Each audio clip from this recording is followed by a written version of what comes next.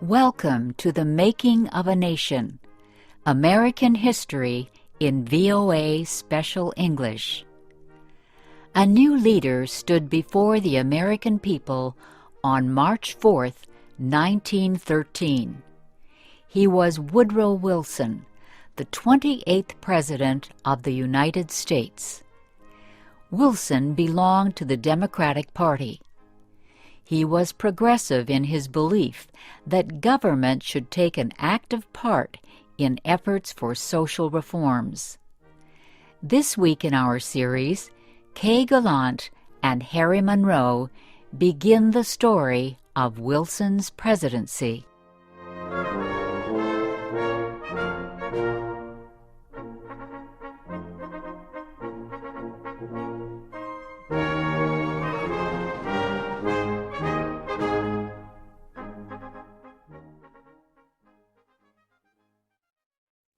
Woodrow Wilson had spent most of his life at Princeton University. First, he was a professor. Then he was university president. Next, Wilson was elected governor of the state of New Jersey. His early success as governor made him a leading candidate for the Democratic presidential nomination in 1912. Wilson traveled widely around the country during the campaign. He made speeches to many groups. He tried to make himself and his ideas known to as many Americans as possible. Wilson called his program the New Freedom. One of his campaign promises was to fight for better conditions for America's small business owners. Such proposals helped him win the Democratic nomination for president. Then he defeated President William Howard Taft and former President Theodore Roosevelt in the election. Woodrow Wilson, the former president of a university, had become the president of a nation. The largest crowd in Washington, D.C.'s history welcomed Wilson outside the Capitol building on the day of his inauguration. He called on the American people to join him in making the country a better place. "Our duty," Wilson said, "is to correct the evil without hurting the good. I call all honest men, all patriotic, all forward-looking men to my side."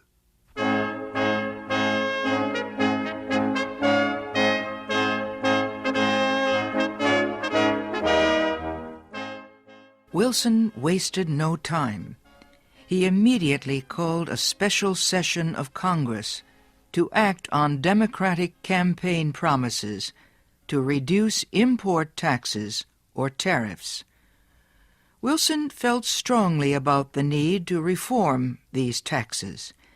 He broke tradition by leaving the White House to appear before Congress in person to appeal for his tariff proposals. Many members of Congress opposed Wilson's plans, but the new president used the results of a Senate investigation to win the fight. The investigation showed that a number of senators owned companies that depended on high tariffs for their profits. The votes of these senators were influenced by their property holdings. Public knowledge of the situation forced many of them to give up their holdings and stop resisting tariff reform. Congress finally approved Wilson's proposals. Lower tariffs reduced the amount of money taken in by the federal government. So the Senate also approved a tax on income or earnings. A constitutional amendment had been passed earlier to permit such a tax.